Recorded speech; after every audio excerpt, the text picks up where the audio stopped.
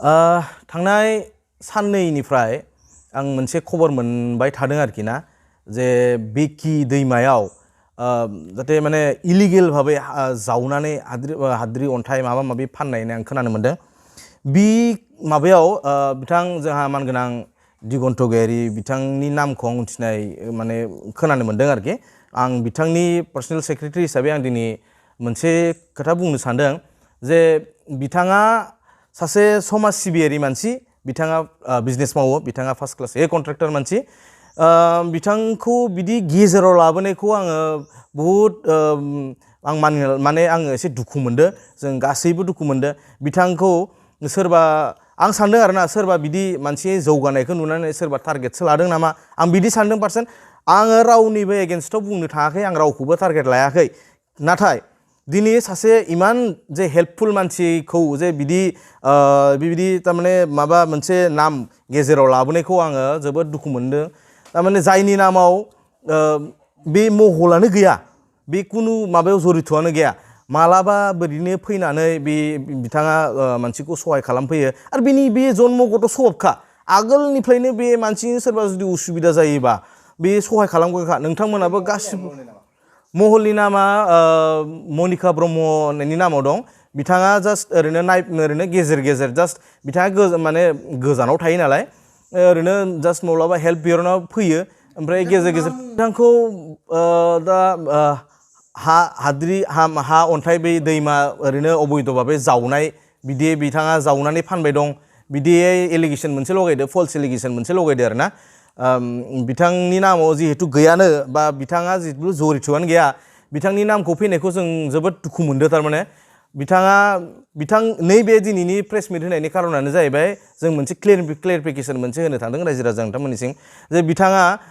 बयजोंबो मिलायना थाग्रा मानसि बयखौबो हेल्प खालामग्रा मानसि गतिके हयथ' बिथाङा बे मोनसे केसावबो नैबे महलनि केसावबो बिथां मनिका ब्रह्मखौबो साधारन भाबै मोनसे साथे सहाय खालामदोंमोन नामा बिनिनो रायजो सोरबा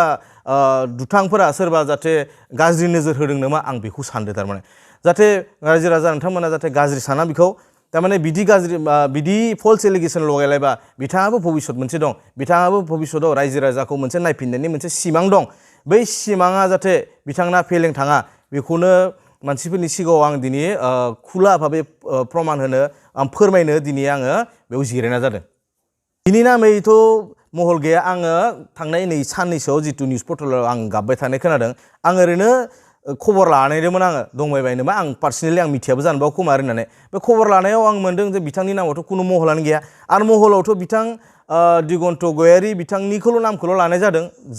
जायबा जेनेबा दाथ' गाव गैखायानो बे महलनियाव गावथ' जरित नंखायानो आरो बिनि उनावबो आङो नुनाय मोनदों जे बिनि अनगायैबो मोनब्रै मोनबा महल सोलिबाय दं आङो एक्चुअलि बे महल टहलनि बिखय आं बारा मिथिबाङा आं बारा एसेबां सिङाव थांनोबो गोसो गैया खिन्थु आं नुनो मोनदों जे मोनब्रै मोनबा गाहाम महल सोलिगासिनो बेफोर सोरनि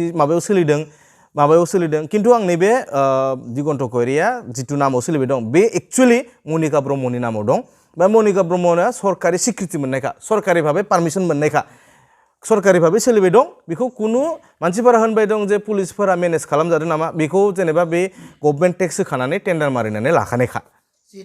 दा जोङो बेखौ जों रायलायदो गाज्रि मुङाथ' जेनेबा लाखानाय जाबायानो दं निउसाव साननैयानो जाबाय बहुतानो मिथिबायबो सासे मोजां मानसि बिदिनि सायाव जुदि गाज्रि नाम फैबाय थायोबा बेफोर जोबोद दुखुनांथाव बाथ्रा आरो भबिष्यतआव हेम्पार जानायनि मोनसे बाथ्रा फैयो दा आङो बिथांजों रायलायनानै इयुनाव जुदि जोङो बिनि बिखय जुदि जों मानहानि जुदि केस होनांगौबाबो जोङो बेखौ डिसकासननि सायाव लानानै जों नोंथांमोननि सिगाङाव जों फोरमायगोन बेखौ